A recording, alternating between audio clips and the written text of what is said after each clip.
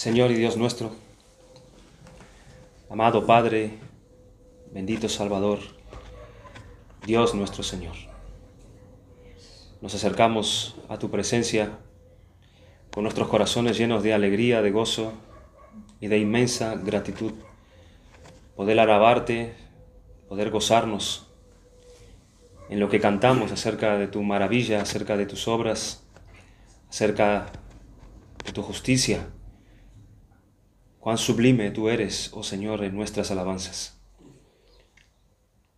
Queremos reconocer que por medio de la salvación que tú nos has dado en Jesucristo, por sus méritos, por su obra a nuestro favor, nosotros estamos aquí ante ti, buscando adorarte y buscando la comunión que tanto nuestra alma anhela y necesita.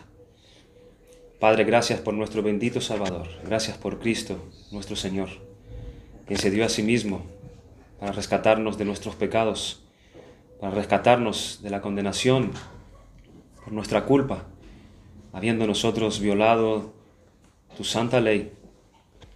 Has querido tú en tu gracia tener de nosotros misericordia y compadecerte de nuestras miserias y regalarnos la vida eterna, siendo tú glorificado en dicha salvación. Padre, sea tu nombre exaltado en esta mañana entre nosotros.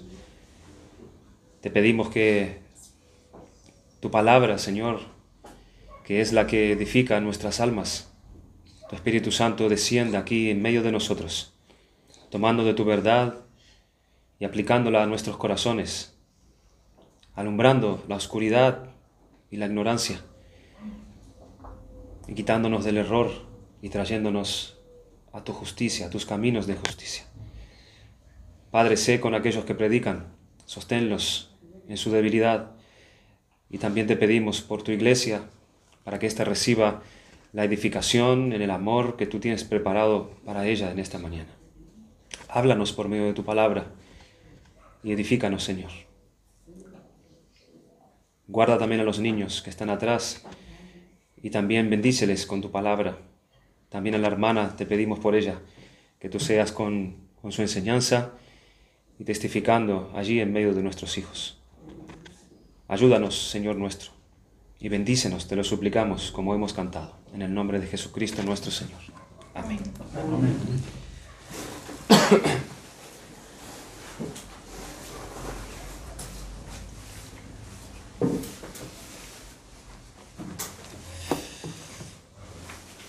Pues estamos abordando el libro de los Hechos, estamos llegando al final del capítulo 2.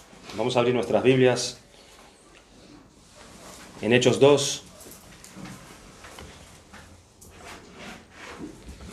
La importancia de la historia de la iglesia, uno de los temas principales que trata este capítulo. Habla también acerca de los importantes planes de redención que Dios ha trazado, desde la eternidad. Por cuanto este ha sido el día de Pentecostés, como también vemos en este capítulo segundo, el cual el Señor derramó enviando aquella promesa dada a sus discípulos, que fue el Espíritu Santo, de una manera especial, como nosotros hemos estado viendo ya hace unos cuantos días, el día en el cual comenzó Dios esa nueva creación, esos cielos nuevos, esa tierra nueva, con aquellos hombres, regenerándonos nuevamente, lo que Dios había estado ya diciendo por medio de los profetas en el Antiguo Testamento. Había llegado ese día. Estamos ya en la última parte de este capítulo, donde se nos habla acerca de la iglesia, que quedó fundamentada por la obra del Espíritu Santo en aquellos corazones de aquellos primeros creyentes, a través de la predicación expuesta por el apóstol Pedro en aquella primera ocasión allí en Jerusalén. ¿Se acuerdan? La iglesia, fruto de la predicación del Evangelio y fruto de la obra del poder del Espíritu. Vimos en el versículo 43 a una iglesia marcada por el temor de Dios, como por medio de las maravillas y los portentos hechos en las manos de los apóstoles, por manos de los apóstoles, muchos han venido al temor del Señor, a temer a Dios, aquellos que estaban dentro como aquellos que también estaban fuera. Vimos también en el versículo 44 como ellos estaban juntos y tenían en común todas las cosas. Significado profundo de esa palabra juntos, hablando acerca de una espiritualidad, acerca de un pensamiento en conjunto, acerca de estar pasando y experimentando la misma posición de estar en Cristo, experimentando la vida eterna, los tratos de Dios. Estaban juntos y se atraían unos a otros. Vimos también en el versículo 45 cómo ellos pasaron a tener una mente distinta con respecto a sus posesiones, como ellos comenzaron ya no a mirarse a sí mismos, sino a comenzar a mirarse unos a otros y a suplirse cada uno la necesidad de aquellos que estaban en debilidad. Y cómo Dios transformó el corazón de ellos en cuanto a su visión, las cosas de este mundo. Vamos a leer lo que dice en el versículo 46. Versículo 46. Y perseverando unánimes cada día en el templo y partiendo el pan en las casas, comían juntos con alegría y sencillez de corazón. Vamos a mirar un poco este versículo y más adelante ya abordaremos el 47 y vamos a dar en esta mañana finalización a este capítulo 42. Aquí se describe entonces también en este versículo 42 aquello descrito ya en el versículo 40, en este versículo 43, lo descrito en el versículo 42, en aquellas cosas en las cuales los discípulos perseveraban. Estuvimos hablando algo acerca de la comunión cristiana, un tema tan importante. Una de las cosas que destacamos es que esta comunión cristiana no tenía su fundamento en el carácter de las personas, que son más o menos simpáticas, y por eso ellos se atraen unos a otros, por las cosas que pueden demostrar en la forma de ser que tengan estas personas, y entonces se van juntando según los gustos de cada uno, según el carácter de cada persona. Sino que esto era fruto de que cada uno de ellos había sido atraído a la comunión con Dios. Es decir, a participar en una clase de vida que solamente está en Dios, que Dios tiene. A participar en esa vida eterna. Dios nos da vida eterna por medio del Evangelio y esta vida se manifiesta en comenzar a ver, en comenzar a pensar, en comenzar a aspirar cosas diferentes, ser de una forma diferente. Todo esto comprende y se ve patente en esa nueva vida que se manifiesta en aquel que Dios regenera, porque la vida se manifiesta en movimiento. Esta nueva vida se manifiesta en acción, se manifiesta en obras, se manifiesta en nuevos pensamientos. Y esta vida que cada uno de estos que recibieron, ellos recibieron su palabra y ellos fueron bautizados. Esta nueva vida que tenían por haber sido atraídos a tener comunión con Dios. Luego encontraban que ellos podrían vivirla unos con otros, porque aquellos habían recibido lo mismo que estos también habían recibido y por ende tenían las cosas en común. Participaban de lo mismo, tenían el mismo fuego ardiendo en el corazón de cada uno de ellos. Un fuego por Cristo. Tenían la misma meta y usaban los mismos medios para alcanzar las mismas metas. Y esto es importante destacar. Podemos tener las mismas metas, pero podemos estar usando diferentes medios que Dios no nos dio o no nos conformado en su palabra, que queremos buscar esas metas por nuestros propios medios. No, estos hermanos usaban los mismos medios, enseñados por los apóstoles para alcanzar las mismas metas que ellos anhelaban. Esto es importante. ¿Y cuáles eran esas metas? Pues conocer a Dios, adorar a Dios como Dios lo pide. Servir a Dios como Dios lo enseña en su palabra. Serle útil en las manos del Señor. Eran metas altas las que tenían estos hermanos. Compartían unos con otros. ¿Y cuáles son los medios para alcanzar estas metas? Tenían las mismas metas, pero ¿cuáles son esos medios para alcanzar esas metas? Pues conocer mejor la palabra de Dios. Estudiar continuamente su palabra para conocer la voluntad de Dios. Usar la oración, rogando a Dios por medio de este medio de gracia que Dios haga su obra en medio de nosotros, pidiendo y suplicando la ayuda de Dios. Son medios que quizás no están en nosotros. Tenemos que suplicar a Dios que Dios nos los dé, meditando en su palabra. Allí tenemos la meditación de su palabra y es un medio en el cual podemos alcanzar estas metas. Todos estos elementos que son clásicos en la vida del creyente es espiritual y eran común en todos ellos. Por tanto, ellos se unían y estaban juntos. Una de las características de ellos era estar juntos, se atraían unos a otros y tenían todas las cosas en común.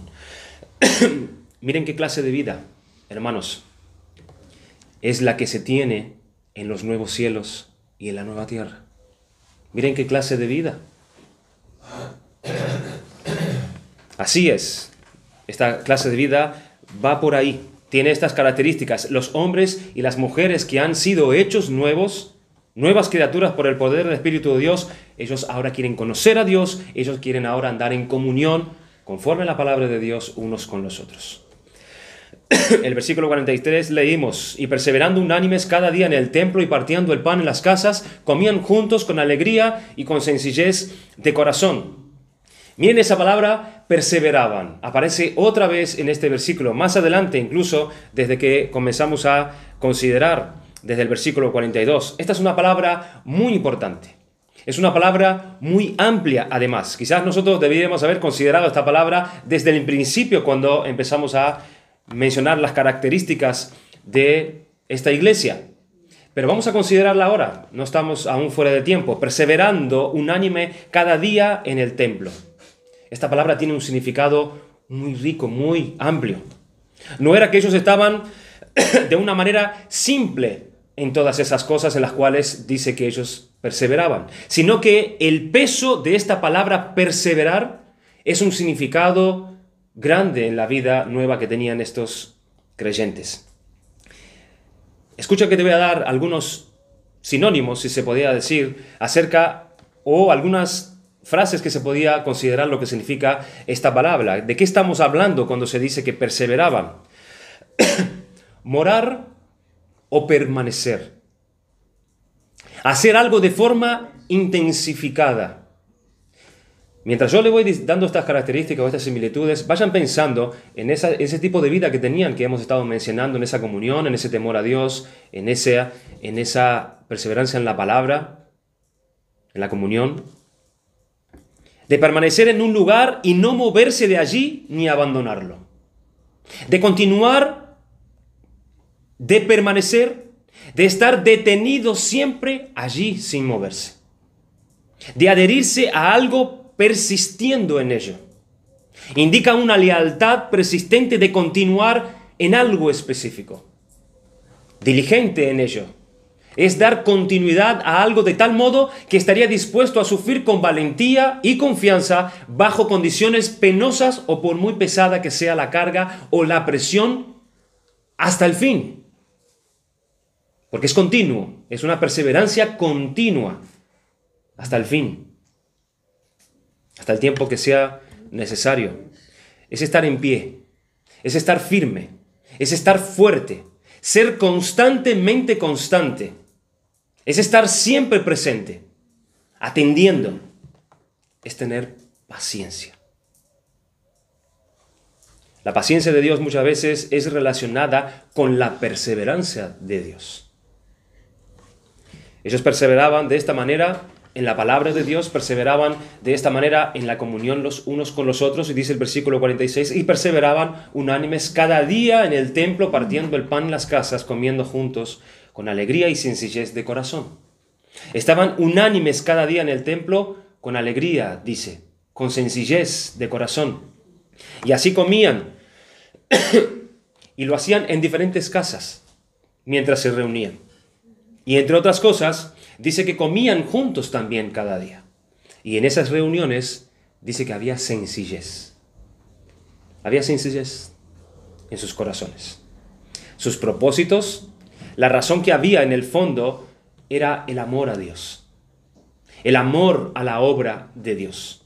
El amor a la verdad de Dios. Sencillez. No había otros intereses. Los intereses eran comunes entre unos y otros. era adorar a Dios, era conocer a Dios, era llenarnos de Cristo, comiendo juntos con alegría y con sencillez de corazón. Lucas enfatiza la unidad, Lucas enfatiza la armonía, el gozo y la sinceridad de los creyentes cuando ellos se reunían y comían juntos. Y estos elementos son frutos del Espíritu Santo, quien está actuando en los corazones y en la vida de los primeros creyentes. Por otro lado, la expresión sencillez de corazón se podía, como sinónimo, la palabra sinceridad. Ellos hacían lo que hacían y lo hacían con sinceridad. Y esta palabra aparece una sola vez en el Nuevo Testamento y es aquí en este pasaje. Se deriva de una palabra que significa terreno suave. Un terreno suave, un terreno llano, un terreno que no tiene ninguna piedra que desfigure la superficie del suelo. Así estaban los corazones de ellos, sencillos y sinceros, llanos. Juntos ellos se inflamaban unos a otros en el amor a Dios, en el amor por la verdad de Dios, y traía eso regocijo en sus corazones. Y había en sus corazones gozo, y había en sus corazones alegría y sencillez en todo lo que hacían.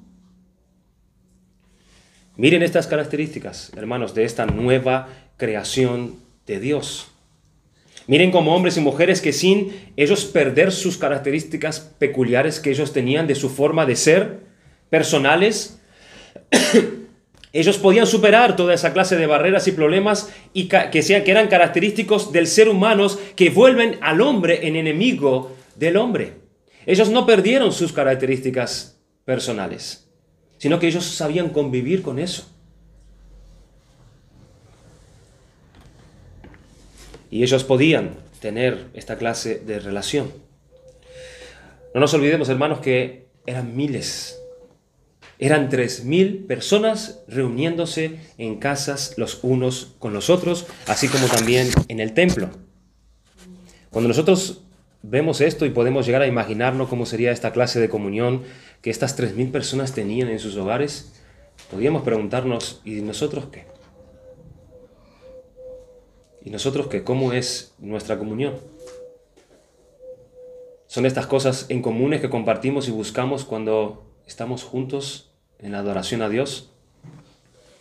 Pero ¿qué realidades pueden promocionar esta clase de vida? Esto es una clase de vida particular, una clase de vida única. ¿Qué realidades pueden promocionar esta clase de vida? ¿Qué realidades pueden alentarnos a nosotros a tener esta clase de vida?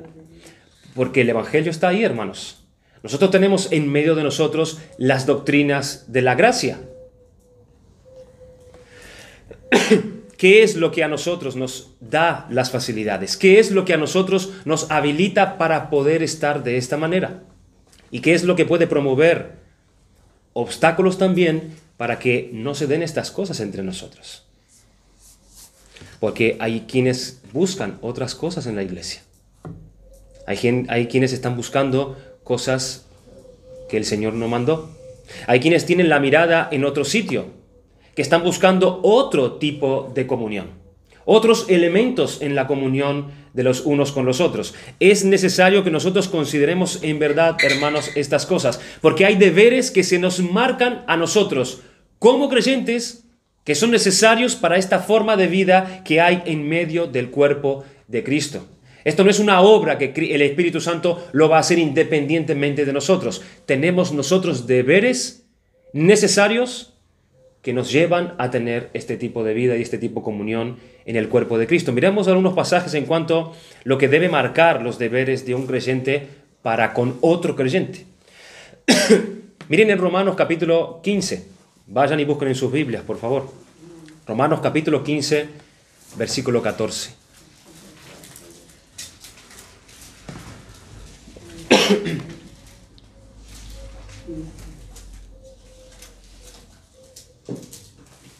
Dice en Romanos 15, versículo 14, pero estoy seguro de vosotros, hermanos míos, de que vosotros mismos estáis llenos de bondad, llenos de todo conocimiento, de tal manera que podéis amonestaros los unos a los otros.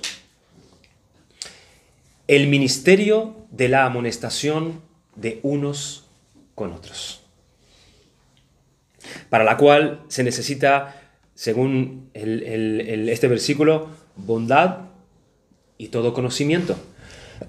No solamente deseo de amonestar al otro hermano, no solamente el deseo, que es algo que nosotros podemos tener, la mayoría de nosotros, cuando nosotros vemos que un hermano anda mal o peca, enseguida viene un deseo de amonestar a ese hermano cuando lo vemos en debilidad, sino pasarlo sobre la bondad del Señor y el conocimiento que nos da su palabra para poder amonestar.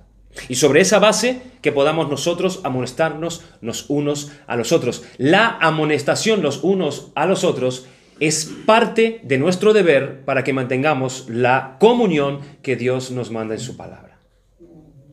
Pero hay maneras de hacerlo. Aquí el versículo habla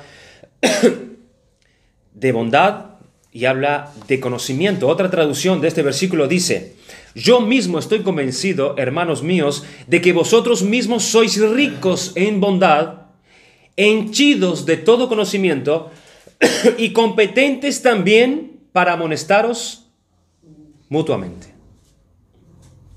Hay que estar competente, según Pablo. Hay que estar capacitado para esta tarea de amonestarnos unos a los otros. Dice, ricos en bondad.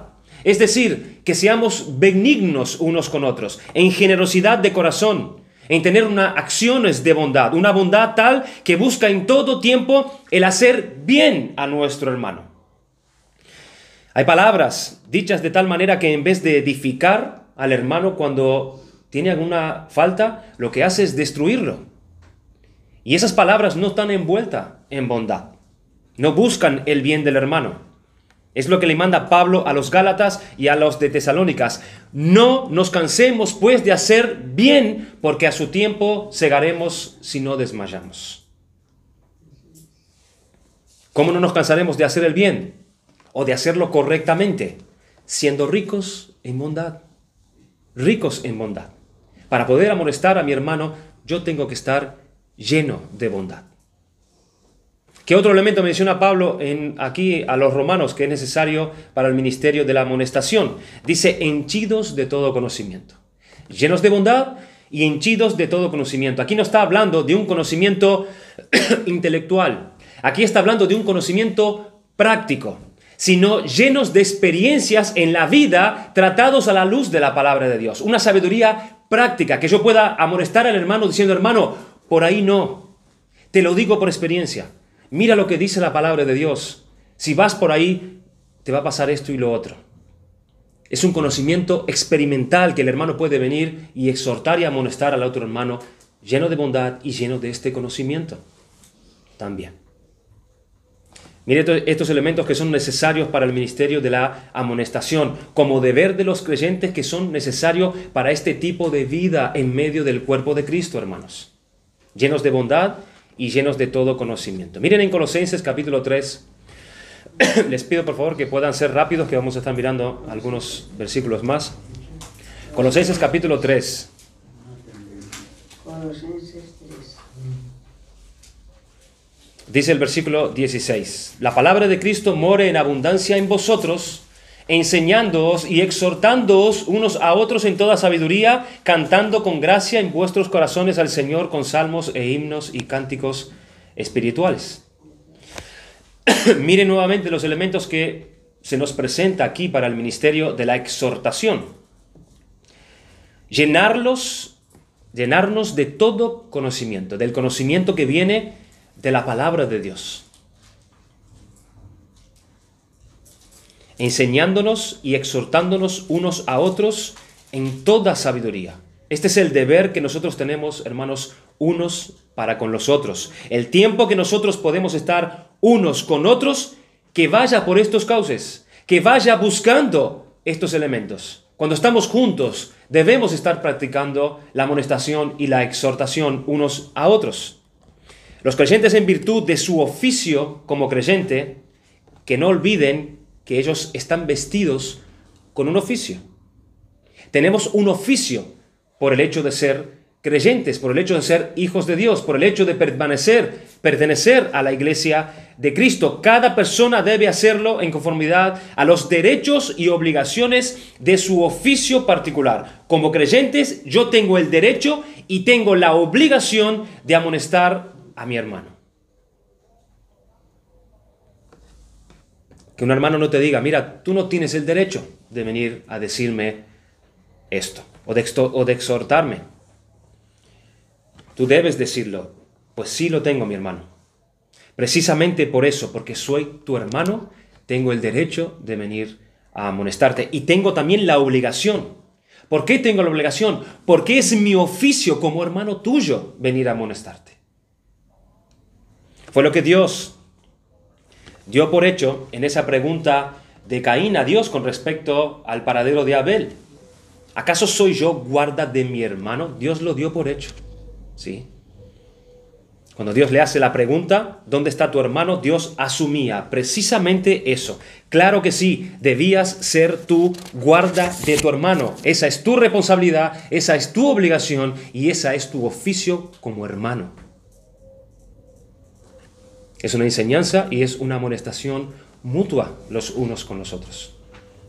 Pero no se olviden de la bondad, no se olviden del conocimiento práctico, no se olviden del conocimiento de la palabra de Dios. Es una obligación, es un deber, pero tiene que ir envuelto por estas cosas.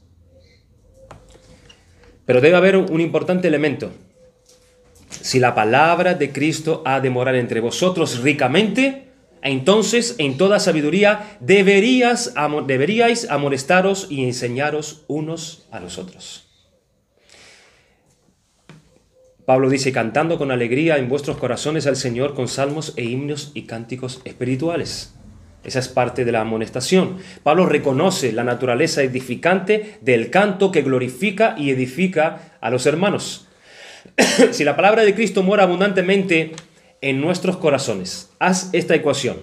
Si la palabra de Cristo está morando ricamente en nuestros corazones, ¿qué tipo de himnos y cantos espirituales vamos a componer nosotros? Seguramente las letras que conforman nuestros himnos serán conforme a la palabra de Dios, ¿cierto? Si ésta está abundando en nuestro corazón. Y cuando lo cantamos todos juntos, estaremos exhortándonos y enseñándonos unos a otros por medio de la palabra de Dios cantada. Miren este elemento, hermanos. Miren en Gálatas capítulo 6. Gálatas capítulo 6.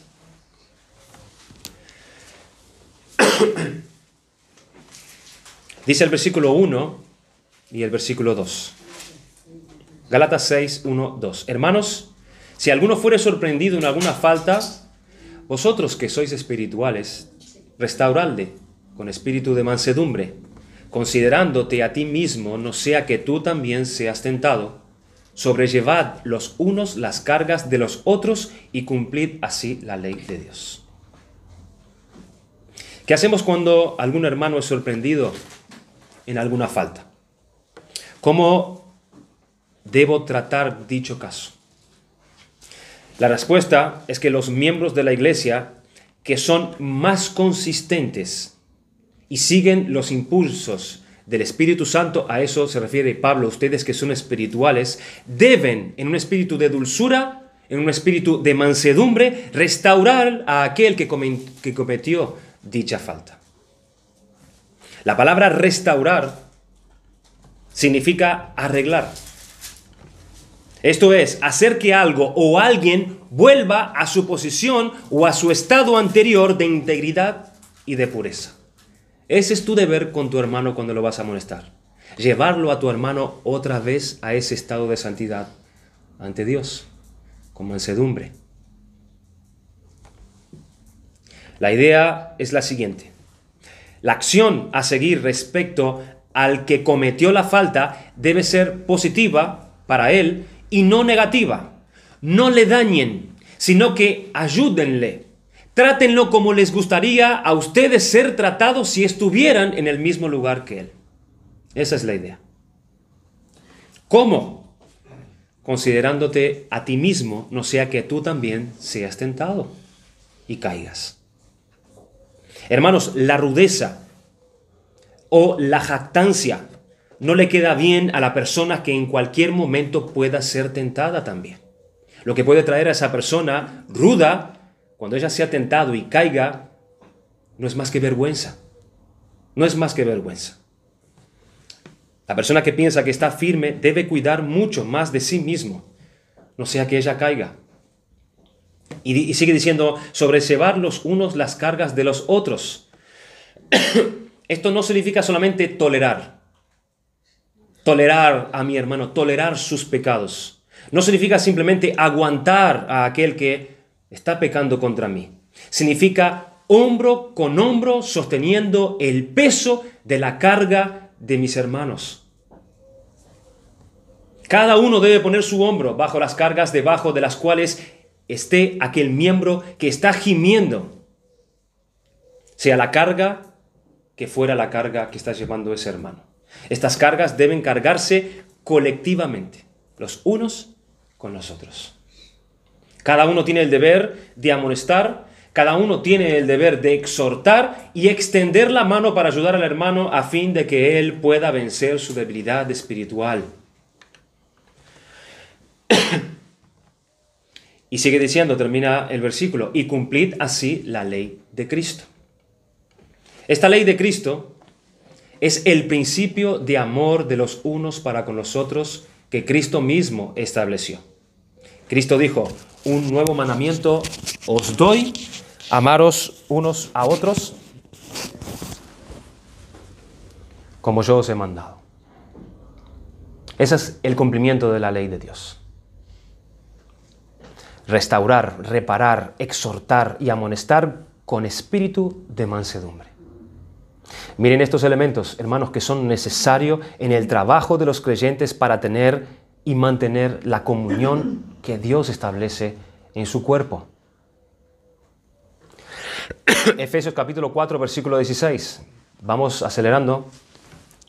Efesios capítulo 4, versículo 16. Dice, de quien todo el cuerpo, bien concertado y unido entre sí por todas las consulturas, que se ayudan mutuamente según la actividad propia de cada miembro, recibe su crecimiento para ir edificándose en amor. Edificándose en amor. Esta es la tarea de todos nosotros. Edificarnos unos a otros en amor. ¿Hasta cuándo? Hasta llegar a la medida de la estatura de la plenitud de Cristo. Ese debe ser nuestro anhelo para mí y para mi hermano. Y debemos buscarlo. Tenemos ese elemento, edificarnos en amor. Habla del cuerpo que es la iglesia, unidos por todas aquellas coyunturas que se ayudan mutuamente. ¿Y cómo se ayudan mutuamente? Exhortándose, estimulándose y edificándose en el amor de Cristo. Estas son las características de la manera de vivir de los hijos de Dios. Así estaban estos creyentes aquí en Hechos 2. Estos primeros creyentes vivían de esta manera. Se reunían, se veían con toda frecuencia y estaban juntos para poder recibir las enseñanzas, pero también tenían comunión unos con otros y de esa forma ellos se exhortaban unos a otros, se amonestaban unos a otros, se estimulaban unos a otros en la piedad y podían llevar así los unos las cargas de los otros. ¿Por qué? Porque ellos se hablaban entre ellos, se hablaban unos con otros, se contaban sus cargas unos a otros. Y así es como se da lugar a la ayuda mutua. En lo que se puede ayudar al hermano, en lo que pueda uno orar por mi hermano, o cómo puedes echarle una mano de alguna manera en alguna necesidad que él tenga. Qué fundamental, hermanos, es esto de la comunión cristiana. La comunión de los santos es algo fundamental para la iglesia. Tal es así que lo hemos aprendido, que es un medio de gracia de parte de Dios. Los medios de gracia están dados por Dios para la edificación de su iglesia. Y la comunión de los santos es uno de esos medios para que nos edifiquemos unos a otros en el amor. Y miren aquí las pautas que se nos dan precisamente para que esa clase de comunión cristiana se pueda dar. Que no son para pasar un rato divertido, hermanos, y pasar un rato bueno porque nosotros estamos juntos unos con otros y nos caemos bien. No, hermanos, es para la edificación espiritual que está allí. La iglesia no es un club para poder pasar un buen rato.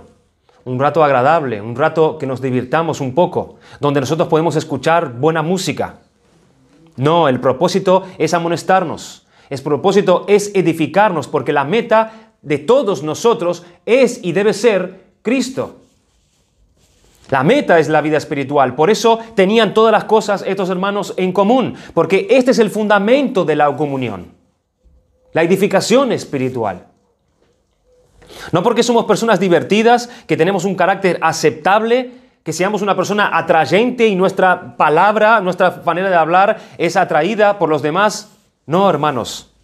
Si no hay lo fundamental, si no hay una vida realmente en donde uno está en comunión con Dios, entonces luego las relaciones en la iglesia, ¿en qué se transformarán? ¿Cómo serán nuestras relaciones si no estamos en comunión con Dios? ¿Hablar de política? ¿Hablar de deporte? ¿Hablar de tu ropa, de la mía?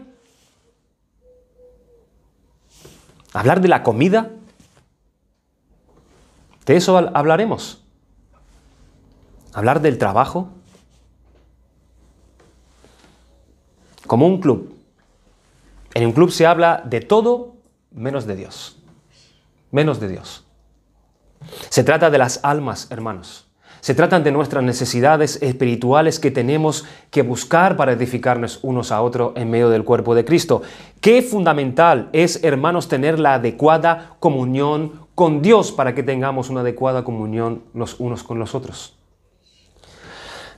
La comunión con Dios, asumida de manera correcta y precisa, la manifestación de Dios mismo al alma del creyente es o se transforma en la respuesta consecuente del alma del creyente para con Dios. Y esta comunión correcta con Dios se hace efectiva en los tratos, en las palabras, en las preocupaciones de los unos para con los otros. Entonces, podríamos decir que de la abundancia de mi corazón es lo que hablará mi boca. ¿Cuáles son nuestras conversaciones? ¿Cuáles son nuestras preguntas los unos a otros? Y esta abundancia de Dios en nuestros corazones nos hace que nosotros podamos amonestarnos unos a otros. Poder amonestarnos unos a otros. Esto es tan importante. Es tan importante. Poder acercarte a tu hermano y preguntar, hermano, ¿qué te pasa? ¿Qué es lo que te está pasando que te estoy viendo así hace ya unos días? Estoy escuchando tus palabras, estoy escuchando tu manera de hablar. ¿Qué es lo que te pasa? Veo que estás un poco así. Cuéntame. ¿Qué te está pasando? Déjame llevar la carga que tú tienes. En nuestras relaciones, hermanos, tenemos que llegar a esos puntos. Llegar a esos puntos. El amonestarnos, el exhortarnos unos a otros en amor. ¿O hay otra cosa entre nosotros? ¿O hay otra cosa en que nosotros podemos estar relacionándonos? La comunión cristiana viene de cuando nosotros nos tomamos en serio nuestra comunión con Dios. Entonces viene la verdadera comunión cristiana. Y esto es lo que se estaba dando en esta iglesia de una manera frecuente, para que se diera lugar a esta edificación, para que si ellos se pudieran estar ayudando unos a otros en la santidad, en su lucha espiritual, en la mortificación de sus pecados, en poder llevar los unos las cargas de los otros, poder ser personas confiables y fiables unos con otros.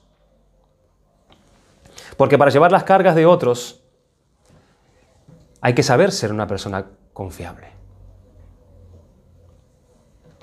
Hay personas que están de cierta manera por ahí, andando de cierto modo. ¿Y cómo tú vas a decirle tus cosas particulares a una persona que anda así? Hay personas que andan en maneras incorrectas. Consideremos estas cosas en la comunión cristiana.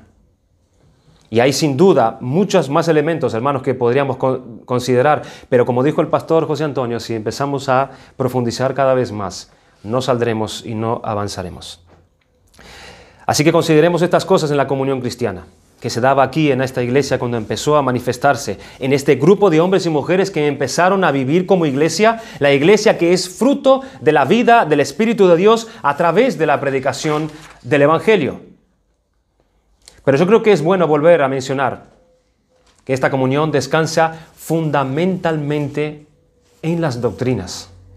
En las doctrinas. Mantener la misma doctrina que enseñan las Sagradas Escrituras, entendiéndolas de la misma manera, las Sagradas Escrituras es como se fortalece y se robustece la unidad y la comunión en la iglesia. Mantener las mismas enseñanzas acerca de los asuntos importantes, manteniendo la posición de las Escrituras en medio de nosotros, acerca de Dios, acerca de Cristo, las enseñanzas acerca del hombre, las enseñanzas acerca de la iglesia, acerca del pecado, acerca de la salvación. Por eso es tan fundamental una iglesia que tenga una confesión de fe definida, detallada, y en el que nosotros podamos profundizar en ella. Es el medio y es la forma con que se ponen las bases para la comunión cristiana, hermanos, para la unidad en la iglesia que se veía aquí en los principios. Los principios que ellos iban entendiendo y las enseñanzas que iban asimilando eran las mismas. Eran las mismas. Dice en 1 Corintios capítulo 1, versículo 10, os ruego pues, hermanos, por el nombre de nuestro Señor Jesucristo, que habléis todos una misma cosa y que no haya entre vosotros divisiones, sino que estéis perfectamente unidos en una misma mente y en un mismo parecer. Pablo rogaba a estos hermanos por esto. Esa es la forma de mantener la unidad en la iglesia, la comunión en la iglesia, que estén perfectamente unidos en la misma mente y en el mismo parecer. Hay otro pasaje que dice, entendiendo todos una misma cosa, siendo de un mismo espíritu. Por eso cuando alguien manifiesta su deseo de ser miembro en esta iglesia, por lo menos así es nuestra manera de proceder, nosotros debemos dar tiempo. Debemos dar mucho tiempo para poder estudiar la confesión de fe con ellos. Mucho tiempo para asentar las bases de lo que nosotros entendemos y de lo que nosotros creemos, de lo que es las Escrituras, de cómo es Dios en su persona, en su carácter, de cómo es la obra de la creación, de cómo es la obra de Dios en la redención, cómo es la salvación de Cristo. ¿En qué situación está el hombre? No podemos confundirnos y creer cosas diferentes acerca de estos temas tan importantes. ¿Qué es la iglesia? ¿Qué idea tenemos nosotros del gobierno? ¿Qué idea tenemos nosotros del Estado, del matrimonio, de las familias, de la crianza de los hijos? ¿Creemos lo que Dios enseña, las mismas cosas con respecto a estos temas importantes, acerca de las últimas cosas? Y con eso establecemos las bases para llegar aquí y tratar de alcanzar esta meta, hermanos. ¿Cuál es la meta? Es la unidad, es la comunión y estar perfectamente unidos, como dijo Pablo, en una misma mente, en un mismo parecer, a través de la misma doctrina. Y esto es fundamental para la base de nuestra comunión. Además, hay otro elemento que nosotros debemos cuidar mucho. No solamente las doctrinas entre nosotros, pero hay otro elemento, y ese elemento es la vida de piedad. La vida de piedad, una vida de piedad definida acorde a la aplicación de las doctrinas que nosotros decimos creer. Tú no puedes decir que crees eso y luego vives contrario a lo que tú dices creer, que es una doctrina correcta, pero luego yo no vivo así en mi hogar. Yo no trato con mis hijos de lo que yo entiendo que la palabra enseña. Yo no amo a mi esposa. Sí, estoy de acuerdo, pero yo no tengo esa vida de piedad, no estoy aplicando esa enseñanza correctamente. Es decir, ¿cómo se aplican estas doctrinas a nuestra vida? ¿Qué implicaciones tiene esa doctrina en nuestra vida para que nosotros entendamos que es así que nosotros tenemos que vivir? Y entonces tenemos más elementos para una sana comunión, para participar de esa unidad y de esa comunión que debe haber en la iglesia. ¿Cómo se aplica esa doctrina en el matrimonio? ¿Cómo se aplica tal doctrina en la familia, en la crianza de nuestros hijos, en el día de reposo? ¿Qué enseña la palabra de Dios acerca del día de reposo? ¿Entendemos todo lo mismo? ¿O algunos hacen una cosa y otros están haciendo otras? Y no estoy hablando en la iglesia, estoy hablando del día del Señor, en sus hogares, lo que ven tus ojos, lo que practicas en ese día. ¿Qué manda el Señor que tenemos que estar y andando en ese día? ¿Entendemos lo mismo? El trabajo, el uso de nuestro dinero. ¿Podemos gastar nuestro dinero en lo que se nos encanta a nosotros, hermanos? ¿Nuestro dinero es nuestro? Sí, yo lo trabajo. Yo soy el que sudo y me lo gano todos los días, 8 y 12 horas en el trabajo. Pero si ni siquiera tus fuerzas son tuyas. Ni siquiera tu salud es tuya. Va a ser tuyo la recompensa por lo que Dios te ha dado. ¿Qué entendemos acerca de esto? ¿Cómo se aplican estas enseñanzas a nuestra vida para entender de una misma manera lo que es una vida de piedad? La vida de temor de Dios en nuestra conducta, en nuestro caminar diario. Eso es un elemento importantísimo. Esto es lo que nosotros debemos trabajar con aquellos que quieren ser miembros de nuestra iglesia. Porque nosotros queremos y debemos llegar ahí. Nosotros queremos llegar ahí. Queremos preservar y queremos cuidar la unidad de nuestra iglesia. Y eso no se hace tomando a miembros y a personas que son agradables simplemente. A personas simpáticas, con características personales y buenas que parecen que sí, que tienen un camino de piedad. Pero ¿y la doctrina? ¿Y la vida de piedad? ¿Y el temor a Dios? ¿Y la vida de obediencia a su palabra? ¿Cómo están esas cosas? Si piensan como nosotros en los asuntos fundamentales, ¿no?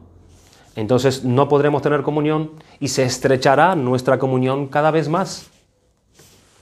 Es por eso, hermano, que hay tantas iglesias. Es por eso que hay tantas diferentes iglesias, porque piensan de otra forma en cuanto a ciertos asuntos que tienen que ver con la doctrina y con la piedad. Y decimos, bueno, que cada uno haga conforme a la luz que Dios le ha dado. Que cada uno se conduzca en su vida de acuerdo a la luz que Dios le dio.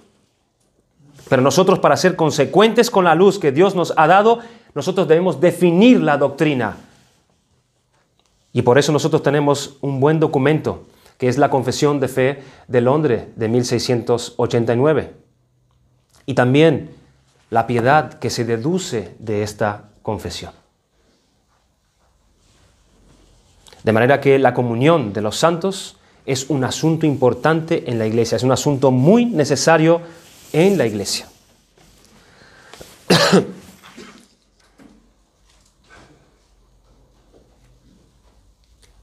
Y esto es precisamente, hermanos, para que nosotros, como Pablo le dijo a Timoteo, que nosotros nos sepamos cómo conducirnos en la casa de Dios.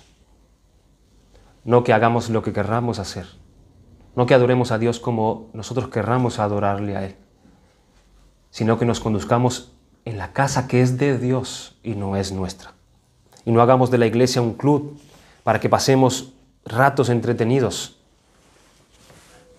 ¿Y qué pasa con la amonestación? ¿Y qué pasa con la exhortación? No, yo no me meto con la vida del hermano. No, yo no me meto. Esos son sus problemas, que él se arregle. Llevar sus cargas, bueno, eso no es problema mío. Que él las lleve sus propias cargas por su propio asunto. Eso no es mi problema, ya bastante yo tengo con mis cargas. Hablemos de otra cosa. Y nos damos pie y nos damos ocasión para poder amonestarnos, para poder exhortarnos, para poder animarnos unos a otros en el camino de piedad. Hermanos, debemos cuidar nuestro corazón. Debemos cuidar nuestra comunión con Dios para poder establecer correctamente la comunión los unos con los otros. Ese es tu deber y ese es mi deber. Estar llenos de bondad, estar llenos del conocimiento práctico, estar llenos del conocimiento de la palabra de Dios, estar llenos de mansedumbre, para que nosotros podamos tener este elemento en nuestra comunión, para que nosotros podamos ser edificados. Porque si no, pasaremos y nos veremos, y hasta luego, Lucas. Que te edifique la palabra de Dios, que lo haga. No, nosotros tenemos una responsabilidad. Hay un oficio que tenemos como creyentes, como hermanos unos de los otros, para hacer estas cosas. Somos guarda unos de los otros. Lo somos. Vamos a dejarlo aquí. Tenía un asunto más pendiente que es la adoración, pero vamos a tratarlo el domingo que viene en una forma más reducida. Hemos terminado lo que es este tema de la comunión. Y esto es mucho más amplio de lo que podemos llegar a conocer y entender. Pero yo creo que hemos visto cosas importantes, hemos establecido bases importantes en lo que es la relación unos con los otros, en lo que estas iglesias en el principio establecían como la vida realmente de un creyente. Y podamos nosotros seguir escudriñando, seguir mirando, seguir estudiando acerca de estas cosas. No perder de vista lo que nos concierne a nosotros para mantener esto en medio de la iglesia. Porque si lo perdemos, eso será nuestra responsabilidad también. Guardemos nuestro corazón. Guardemos nuestra comunión con Dios. Que de eso derivará nuestras relaciones, absolutamente todas. Que el Señor bendiga su palabra. Vamos a tener un momento de oración.